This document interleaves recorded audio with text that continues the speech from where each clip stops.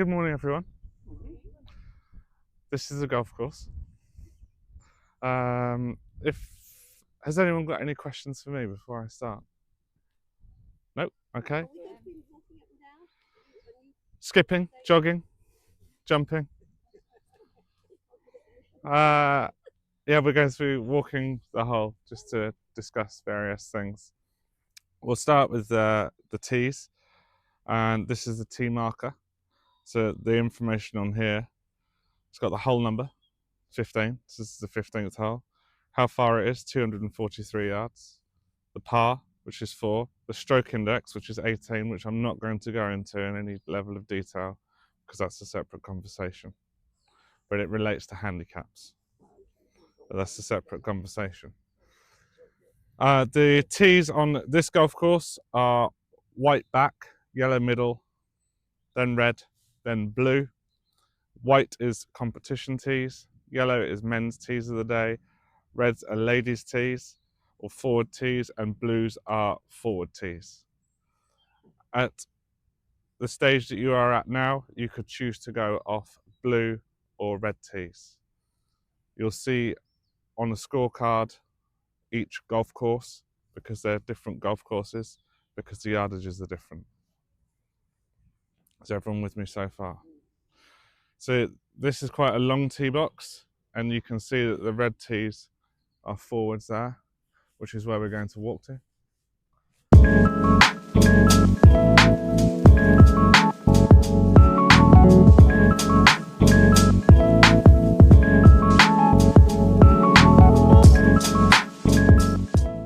So as I stand on the tee box at the moment, I've got these red markers here that defines the teeing ground. You're allowed to tee the ball up anywhere in between the two markers or up to 2 club lengths behind. You are not allowed to tee the ball up in front. If you're using a trolley, you would leave your trolley at the side or on the path. You would not bring your trolley on the tee. Likewise, you don't take the trolley onto the green. In the winter, there's often rope and post out, so that moves you around the golf course in a certain way to protect the areas the greenkeeper wants to protect. So you have to follow the rope and post. As we look at the hole here, you see the yellow stakes. That defines a water hazard. So that is a ditch. And naturally, you'd be trying to not go into the ditch. And then if we look at the hole here and the design of this hole, it is a dog leg to the right. So the hole sweeps around to the right. There's conveniently placed bunkers to catch your shots. So you'd either want to try and go over the bunkers, which you probably wouldn't, or play a shot short of the bunkers. When golf course designers design golf courses, they're mean and they try and force you into a certain style of shot. So if you jump back here with me, and if you have a look at this tee box here, you can see it's pointed straight at the bunkers. And so that the eye naturally takes you to that place. But if you look how open the hole is on the left, there's a lot of room there. But the golf course designer is asking you to ask that question yourself. And so you could aim more to the left, because then you don't bring the trees into play on the right-hand side. So often it is the case that you will not be standing parallel to the aim of the tee box. Often is the case that you will be aimed across that. Does that make sense? So you do need to be mindful of where you're aiming all the time, and don't be sucked in by the mow lines of the tee box. Aim where you want to aim to produce the best outcome of shot possible. Any questions at this point? I was going to ask about what happens if you land in the yellow boosted hazard. Well, that's a great question, Helen. Answer the red boosted hazard question, but not the yellow. Tom, would you like to take this one? Absolutely, yeah. So yellow hazards are actually kind of being phased out. I think they're trying to make it simpler for everyone, where red, whether it be water or trees, it's a pace of play thing where if you land up in there, you can take a drop. If you end up in these yellows, it's not much different to a red. You would retrieve your ball and you would take a drop on line of entry. You can come as far back as you like. So if you're quite close to these trees, you could come directly back in line with the flag, okay, and obviously no closer to the hole. And it is a penalty drop. It is a penalty drop, yeah. So which means you'd add one additional stroke. Yeah, correct. Yeah, so you could tee it off again if you wanted to, or you could go closer to the hazard, which in all likelihood you would do, because the shorter the shot, the easier it is. So Sam, if you tee off and you lose a ball, what are your options? You have to tee off again. So if you've can't take a drop. no, so if you've hit it into the trees on the left-hand side, and then you go and have a look for it, and you don't find it, you'd have to come back to the tee and you'd be playing your third shot. Okay. Now, there's a couple of options available to you at that point. So if you've hit one, deep into the forest and you have a feeling that you're not going to find it, if you don't want to find it, you can tee it up and hit again under penalty, and that's the ball in play. No. If you want to try and find it, you would say provisional. So if you want to have a look for your ball, you would say, I'm hitting a provisional, and then play that on the second ball so it always lands in the middle of the fairway, best shot of the day. And then you go and have a look for your first ball. But if you don't want to find it, don't say provisional, but then you're not allowed to go and look for it. But sometimes there's an advantage in not finding it, because if you're deep in the dark woods, and you could be in there all afternoon trying to get the ball out. We good? Let's walk further down the hole. And 2 tees. Quite enjoying that. And a coffee. Yeah, I haven't got that. Come on, Ash. One job. So I've hit my tee shot. I managed to miss the woods. Managed to get it over the ditch, but it has finished on the path. So what do I do? Well, firstly, I can play it if I want to. I don't have to move it. I will scrape my golf clubs. Is it the same as ground under repair or not? No, it's not the same. Nothing's ever the same in golf. There's different rules for everything. So you can play it. And if this was really deep rough, which is where I'm going to have to drop, I'll explain the drop in a second, I probably would play that. But I don't recommend most golfers do that. So the rule here is, firstly, you'd mark the ball, and that ball is now out of play. And then you're allowed 1 club length or 2? Yeah, you take full relief from the putt. Yeah, so it's 1 club length. So you drop another tee there, because that defines the area that I'm taking relief from. And then you pop a club down, you put another tee or phone, because it's in my pocket here. Pick up the club so you don't hit your club, and then you drop it from the knee, and that ball is now in play. So And that's without penalty or with a penalty? Without penalty. That's without. Nearest point of relief, no nearer the hole. Why is it without penalty?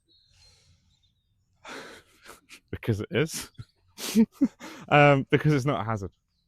Okay, yeah. It's also because it's a man-made structure. Right. So if this was a natural path, then you wouldn't necessarily get relief. But because it's clearly been man-made, you get the relief. So would the same apply if your ball landed on a sprinkler head or a ball? You can move it from a sprinkler head. Yeah, same. Yeah. So is there an app for all these rules? Because it's a lot to remember besides just connecting the ball. Sorry, say that again. There is. Is there an app that has all these rules? Because there's a lot of information to remember. Is there an app? There is. I don't know that there's an app. There's the RNA website. There's an app. And then England golf Yes. website, and then you can Okay. get free from lots of golf clubs, including this one, a rules book. Yeah. Um, An app would just make it so much easier. Yeah. But the things that we're covering today, you'd want to sort of get to know, and if you play, as some of you have, with more established golfers, they'll share this kind of information. And at the moment, if you're playing together, I wouldn't count it as being overly important at this stage. As you progress, it would become more serious. And certainly in competitive golf, you'd want to have a good understanding of certain rules. But you'd be playing with more established golfers, and there's an expectation that the more established golfers would have an idea of the rules, and that people will want to help you. They're not there to penalise you, they're there to help you. So this is what you would do if you were playing golf and the group behind was faster than you. You know, if you were a 4-ball and these gents are a 2-ball and they're obviously playing quite quickly, for your own comfort and for the pace of play of the golf course, you would stand to the side like this, wave them through. Allowed as many practice. You are allowed as many as you like. It would be frowned upon if you have more than 3. And you could have as many as you like if you were keeping up with the group in front. But if you're stood waiting as we were and watch that chap have multiple practice swings, well, I was annoyed because we've called them through, and then they're taking their time. What happens if you tee off and end up in this bush? Well, you shouldn't have hit it there firstly, Tom. You definitely need to take more golf lessons. If you're a right-hander, you've pushed it too much. So either you've swung into out too much or the face is open too much. Well, firstly, you'd have to find it. And then when you find it from there, you're going to do one of 2 things. You're going to play it, if you can. And if you can play it, play it. If you can't play it, it'll be a similar procedure to the path, but under penalty. Yeah, you claim an unplayable lie. If you don't think you can, if it's right up against the root and that bush is in the way, you take an unplayable lie, which comes at a shot penalty. And you take relief. It has to be within 2 club lengths of the ball, so you don't take relief first. You have to almost reach into the ball and take 2 club lengths from there. And then if you can't get out, you can still take the unplayable and just hope it's in a better spot and then try and whack at it. Which we're all very used to. We'll scoot further down the hole. Yeah,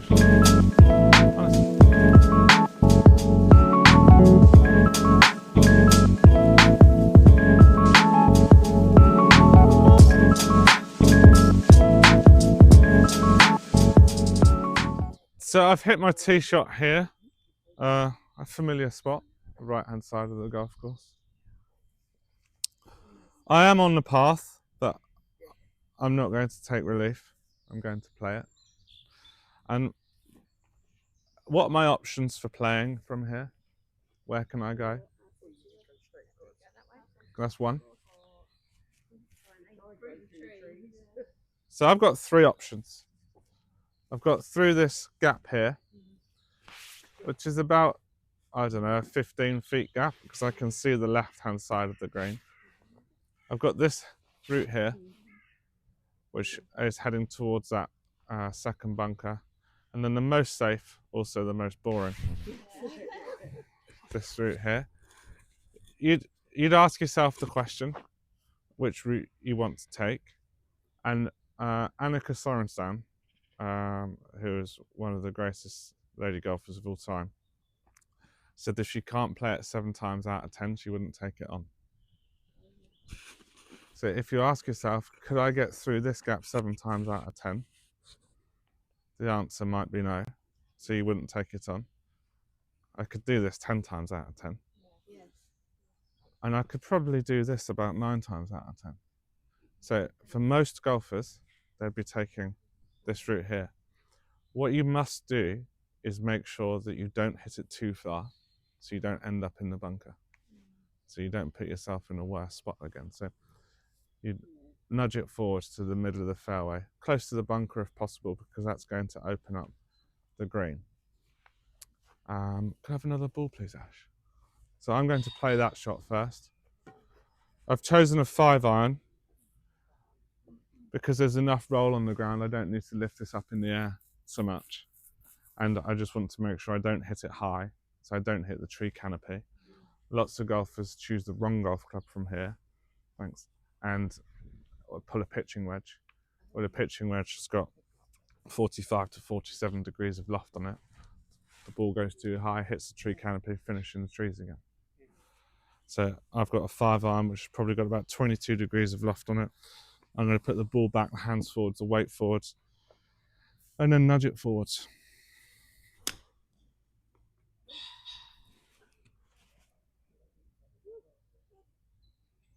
It's in the bunker. I've hit it way too far. Absolutely not. So that's what not to do. So when you're playing that shot, don't hit it too far. Now I'm going to play the other one.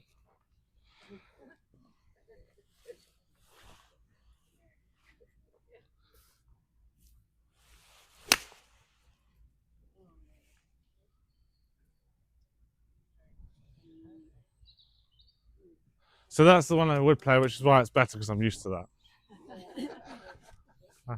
that. Let's walk further down the hole. So because I hit the ball way too hard, I finished in the bunker. Now I've got to play a fairway bunker shot. Not the best. Before I play the bunker shot, I'm going to get ready for after I've hit the shot by picking up the rake and moving it to a suitable position to make it faster when I have to rake the bunker after I've played my shot. They're very handily. On the sprinkler head it says 73 yards, so it says 73, so I know it's 73 yards to the middle of the green because the sprinkler head numbers are to the middle of the green at this golf course. Now the white flag is a back flag because the flags that are coloured as the tees are, white back, yellow middle, red front. So I'm going to say that this green is 30 yards long, and so I'm going to add 10 yards to that number. So 73 plus 10, 83. So I've got 83 yards to the flag.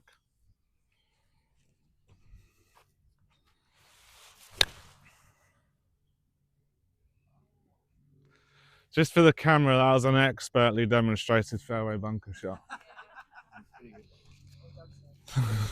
So what I'm going to do now is rake the bunker so it's pleasant for the next unfortunate golfer that finishes in this trap.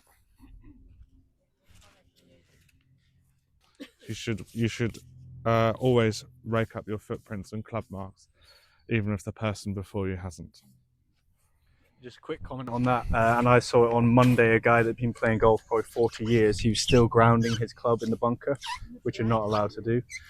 So Sam obviously didn't, you hover it above it. What that's doing, if you do, is improving your lie, in theory, and teeing the ball up. So just make sure that if you touch by accident, that's fine, but if you intentionally ground the club behind the ball, in theory, that's a shot penalty. Did you do it?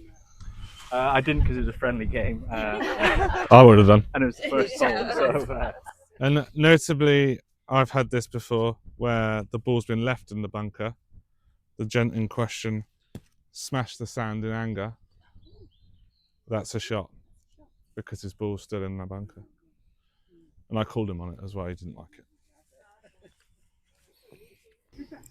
There's no hard and fast rules about when you use a certain type of golf club.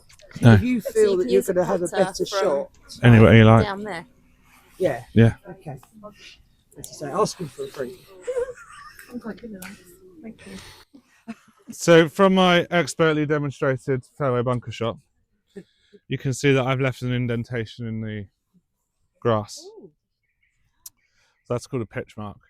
Now I'm going to repair that pitch mark. When you walk onto a green, the nice thing to do is to repair more than one pitch mark, because lots of naughty golfers don't repair their pitch marks, which ruins it for everyone else. That's an old pitch mark there. That's been repaired. pared Yeah, or not then? that has. It's level, isn't it? But it's just. And this one's an old one as well. Yeah.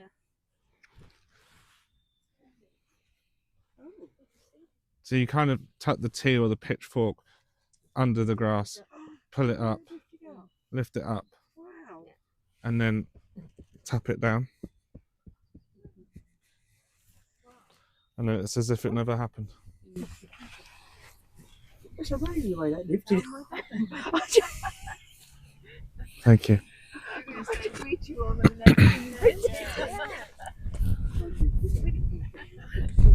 So let's, Sharon, imagine that we were playing together and you've hit your ball to here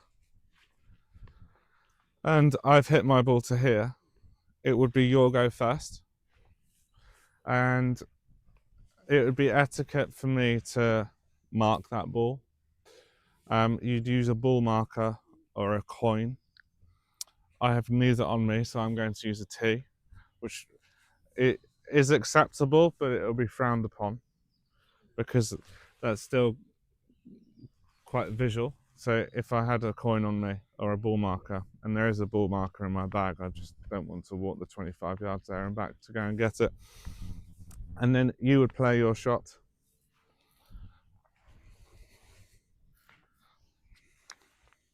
So you've played your shot. And now you would mark your ball. But for the purpose of this, we're not going to mark it because I can use that to my advantage and aim more to the left because I know this putt curves from left to right.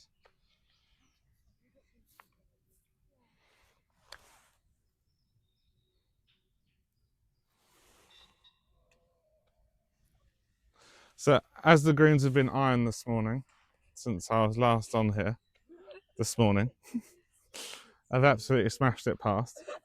So now it is my go. And what would have happened had you hit Sharon's ball? Lots of bad things, Tom. Well, I wouldn't because it would have been marked. Perhaps you could talk us through that one. Yeah, so it often happens if you're chipping around the green and someone's ball is on there and they haven't yet marked it and you hit it. Normally it's an accident. So what you do is just try and replace the original ball to as close to the original position as possible. However, yeah, there are contentious arguments about whether someone does or doesn't mark it, and if you intentionally use it like kind of Sam did to your advantage, that's again frowned upon. It's not necessarily a straight shot penalty or anything, but yeah, with all those things, if you had chipped from the side, and it was relatively close to the hole, and one of your playing partners was putting in that direction, you'd want to quite quickly, without getting your putter or anything, come up, mark the ball. It'll be their turn next. You've got plenty of time to then return to your bag and get your putter.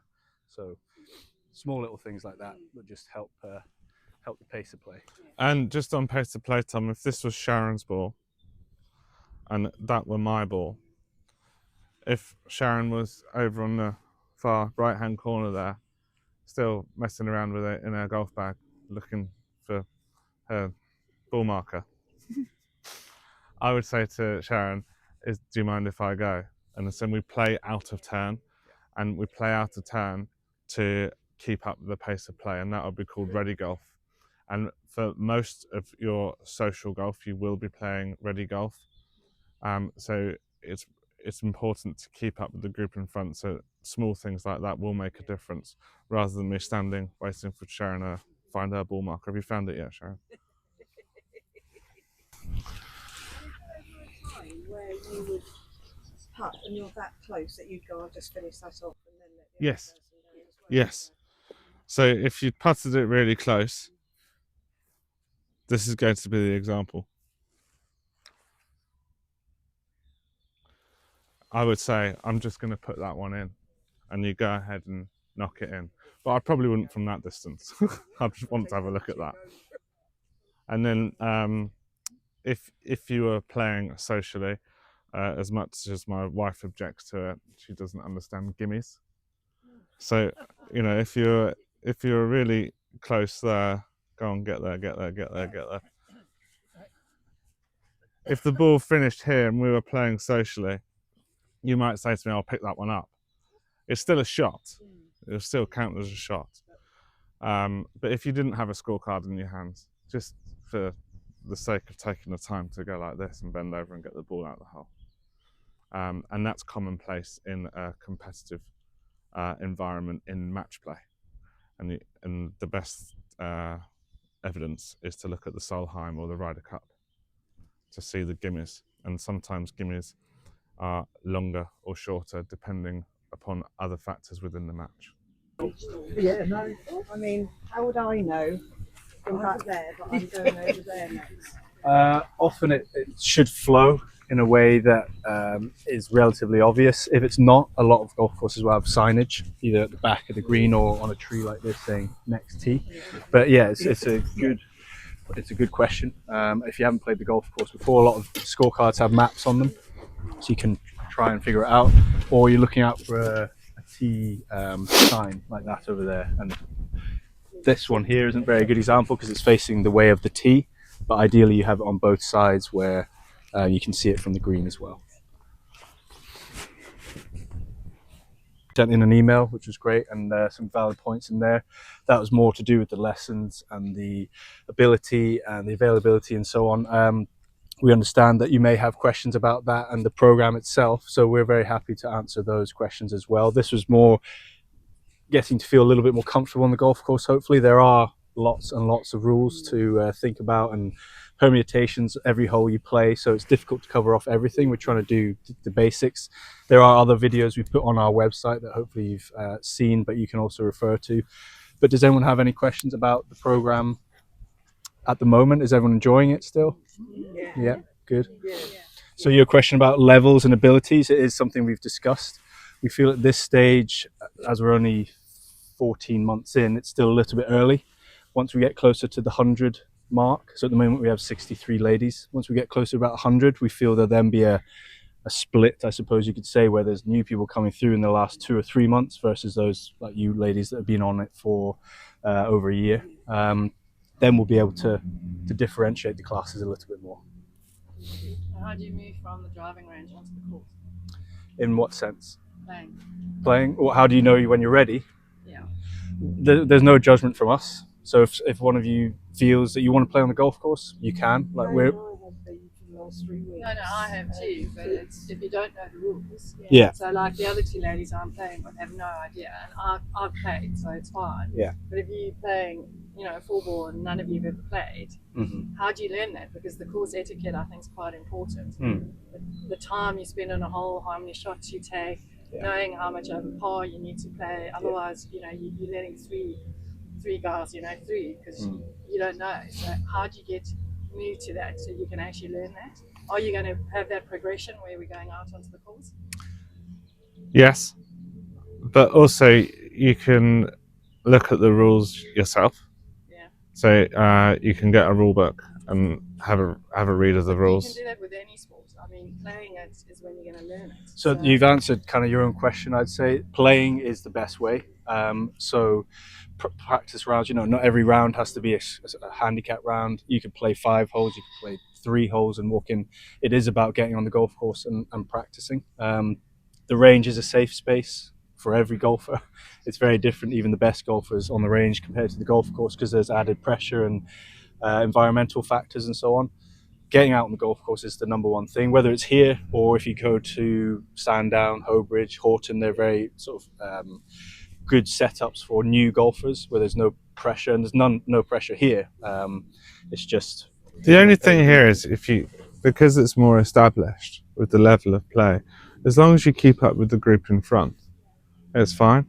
And if you're out here and you've had 10 shots, you've got to ask yourself the question if you're having fun and to pick up and move on. Don't put yourself under any unnecessary pressure. But I think if you've never played, you won't know that. So if you're playing a par 5, like you need to have an idea, 8 shots, and then you pick up. I think that's quite difficult to understand without any context of at what point you pick up. How many shots out of a bunker if you're still learning? When you're not having fun. If one hole's amazing, the next hole's terrible. Yeah, so then pick it up and write it off. And what's fun for somebody else. if I don't make birdie, it's not fun. I'm joking. Yeah. Are you doing any more of those summer sessions that you did last year? Yes, we will. Where we did about 3 or 4 or 5 holes. Yes, they were 2-hour sessions. Fantastic. Yeah. It's so much I didn't more real. realise you You've did that. You've got a Yeah. professional And We did safety. some at Christmas as well. Sue and Shauna the other day said that they were going to get in contact with the level 2 players to try and organise Yeah. something for the level 2 Yeah. girls. That's right. The ladies came with us. Yeah, It's brilliant. yeah, but we were out with her the other day, and she said that she hadn't thought about the sort of things you were talking about. Yeah. And they were going to talk about getting us all together Yeah. as a level 2 group and going out and doing something similar to what we've just done with Sam, but They're over a doing few more holes. I went out with the lady captains the other week as well, and they very much talked to me about everything that happened to me and other playing partner. And that's where I soaked up a lot more. Yeah. But it is about being picked up with more experienced golfers Yeah. if you want to learn even more rules and just. Yeah, we've been going out with Ashley, so we've got a private lesson that Yeah. we're now doing ourselves. Yeah. But for me, I think part of it, to move to that, I've played, so it's slightly different. But to move to the next stage, I think that needs to be included in this. And it's the summer things because there's more light and time. The range it's very different to the course. Yeah. You've got where your balls lie, where your Yeah. feet are. There's so many different things, where the wind's coming from. If it's sunny, the air's thinner. If it's, it's just, you've got this false sense you can hit the ball there, and you come out here and you can't hit the ball. And you've got to sort of learn how to manage the course, which I know is another whole level altogether. And that takes a couple of years to get to. But it's like, how do you sort of progress? And some people will progress at different stages to other people. But don't forget, some of you have been playing golf for a year. Sam's been playing for 20 plus. 20 Yes. plus. Some of our members, they're 19 years It's old. every day is a school day. Yeah. So as an example, and I was being serious, I was out here with Ash this morning. We were working on his chipping. So we were practicing together, and there was dew on the ground. And then the greens since then, so I got used to a certain pace. The greens have been swished. They've also been ironed. I know they've been ironed because I saw one of the greenies come up with an iron. I've hit that first putt and I've hit it about 4 or 5 feet past because it was faster and I hadn't calibrated. But then I instantly calibrated and my next putts got closer. So you're always learning, and it never stops. And we can talk about variations in environment, and one would be temperature. So at 0 degrees C for just the ball, if that ball goes 185 yards, at 15 degrees C it goes 200 yards, just the ball. That's not the air, it's not the atmospheric pressure, that's not the moisture in the air, that's not you, it's not your equipment, that's just the ball. And that was found out in 1969 in a book called In Search for the Perfect Swing. But it's relatively unknown information. Well, that's 15 yards over 200 yards on 15 degrees. So it's 7.5%. And it's massive, but you have to take into account all these factors. Now, I've shared that with you, and anyone watching this video, you could have an established golfer of 30 years who wouldn't know that information. And then, notably, people will hit it much less far in the winter, not as a product of them, but a product of the conditions. But there needs to be an understanding. And I mean, the best thing to do is take a lesson and ask the questions. But you never stop learning. On the rules front, I wouldn't say that my rules knowledge is expert, but I know how to use the book. And what I mean by that is that I know how to use the index and what keywords to look for to find the correct rule. And if you can know how to use the rule book, then you'll be fine. But new golfers will put an emphasis on rules, whereas from my perspective, I want you guys to go out and have fun and enjoy it. And if you're breaking rules all over the place, but having fun, you're learning golf. Yeah, yes, you want to go and get to doing it properly, but you have to learn it. When I started when I was 17 and I went out with my brother, who was 12, we didn't know the rules, we just played. And then as you get better, you start to play with other people, who will then tell you the rules. A lot of it as well is common sense. not I mean, obviously them jobs and everything, but you know, respecting just everybody around you. Yeah. That's the main one. Yeah. I think. The big thing for me with beginning, new or learning golfers is to make sure that you're comfortable. And so if there's someone behind you, for your comfort, just let them through. And it's not about them, it's about you being comfortable to carry on playing. You don't want to feel unnecessary pressure. Yeah. Because there's enough pressure already, as Ilse said, with all the other factors that are present on the golf course that are not present on the range. I see on a daily basis many golfers, and I see many established golfers who can play golf on the range, but then when they come out on the golf course, their swings change. And that's just pressure. That's the brain, because you're worried about performance. You want to perform. So often is the case, the swings get shorter, tighter, and then bad things happen to the golf ball. So you do need to feel comfortable in this environment. But So warming up's quite important. yeah, warming up's important because you got to stay loose. But remember, this is fun. It's your leisure time. It's meant to be fun. And you know, if you're out here and you have 10 shots, well, if you hit one good one, remember the good one. Be like a kid. So when I first brought my son Evs, when he was 2.5, he hit 100 balls, and he hit 3 up in the air.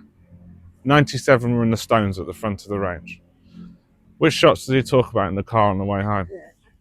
I hit 3 big ones, Daddy. You know, write the other 97 off. And that's how to learn. You remember the good ones, remember the good experiences, and wrap yourself not in how bad your bad shots were, because it's golf. And you know, if Tom and I were going to play now, Tom's a good golfer. Sometimes he's 3 your handicap. I'm under par for the year. I'll have that for the camera. I'm 3 under and done. I'm not playing again for the rest of the year. If we went out and played together, and although it would take a while, it might be a useful exercise. If we went out and played together and you'd watch us, you would describe it as effortless, amazing, unbelievable, phrases such as that. Whereas I can guarantee that neither of us will be happy. Because most of the time when you play golf, you're not happy because you're always searching for something that's better. But that's the beauty of the game. And remember, the person that wins is the person who's the best loser.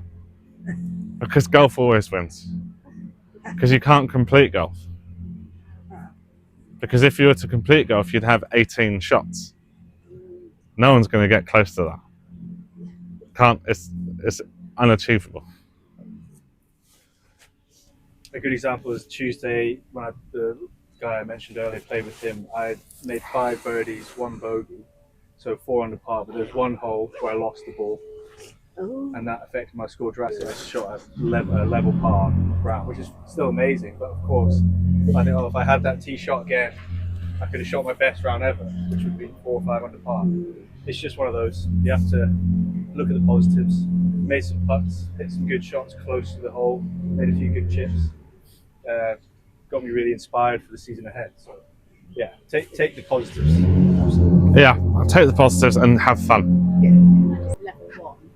Is that time enough for a group to go out on the course, each take a drive, each have a 7-iron, and then go back in? If the group, yes, it is. To get out of the range. Yes, it is. Work out how to do the first shot, which club to bring out for the next one. So in short, yes, it is. Yeah, that would be possible. Maybe not as you describe, but yes, it is possible. Yeah. So these Thursday morning and Friday morning earlier sessions are the best ones to attend to, and the Wednesday to try and get on the golf course, because you can come out this side where before the morning players come round. So I know Sam and Ash will try and do that as much as they can.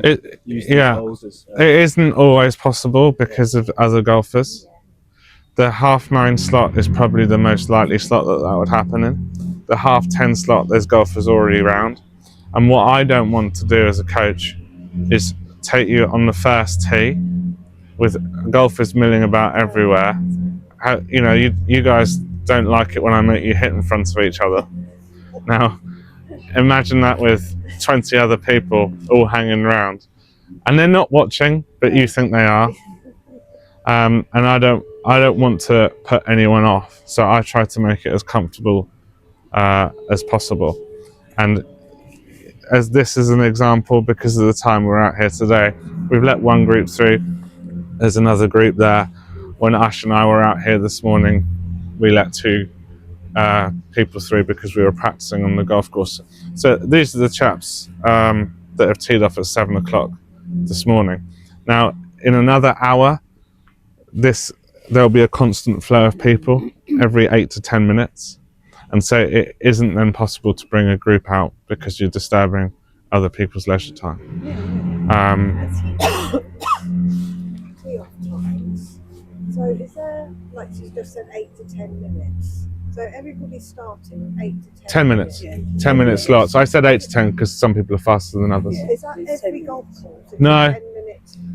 No, some golfers operate a 7 and 8 system, some 8, some 10. If it's a really, really premium facility, it can be 20 minutes to 30 minutes. But naturally, you'd have to pay for that. Yeah.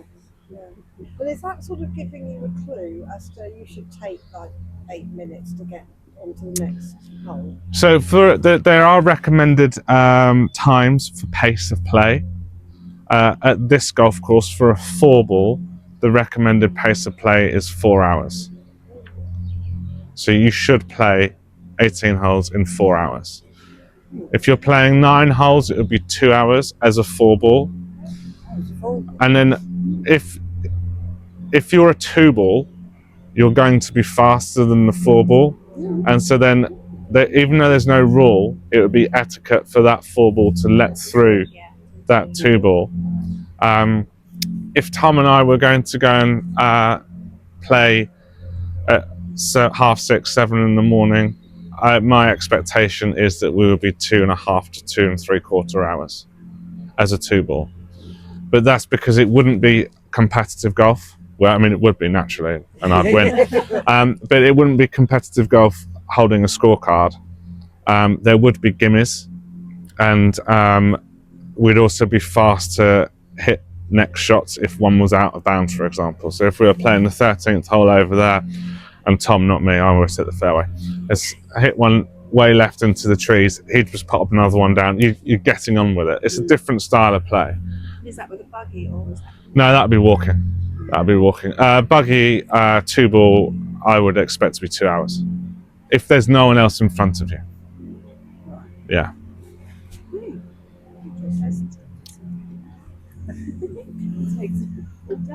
Any more questions? That's really Thanks. interesting. Thank you.